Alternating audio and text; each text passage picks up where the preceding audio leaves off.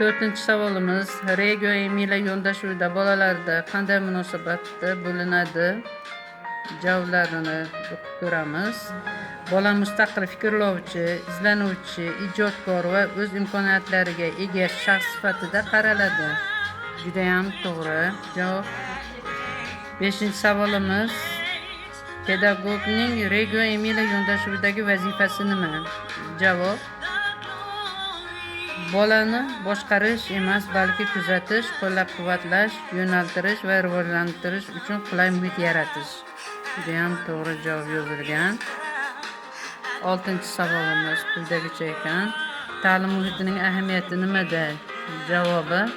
Ta'lim muhiti bolaning mustaqil o'rganishi, izlanishi va ijodkorligini rivojlantirishga xizmat qiladi.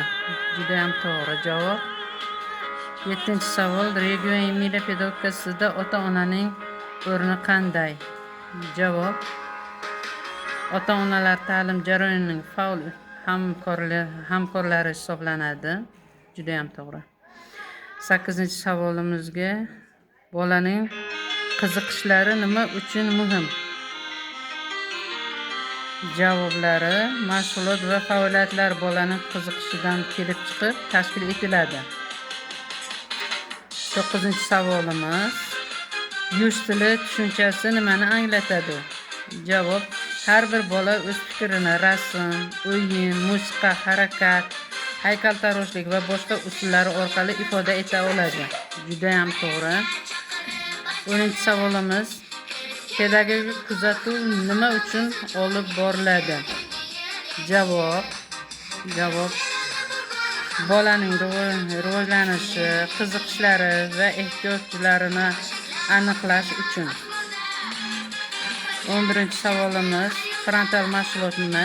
Javob. Barcha bolalar ishtirok etadigan umumiy mashg'ulot. Juda ham to'g'ri.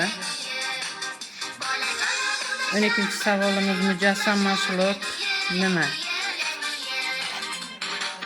Javob. Bir nechta rivojlanish va yo'nalishlarini birlashtirgan integratsiyalashgan mashg'ulot. Juda ham to'g'ri. 13-savolimiz didaktik o'yinning ahamiyati nimada? Javob. Bilimlari mustahkamlanadi, tafakkur va nutqi rivojlantiriladi. 14-savolimiz STEM elementlari nima uchun qo'llaniladi?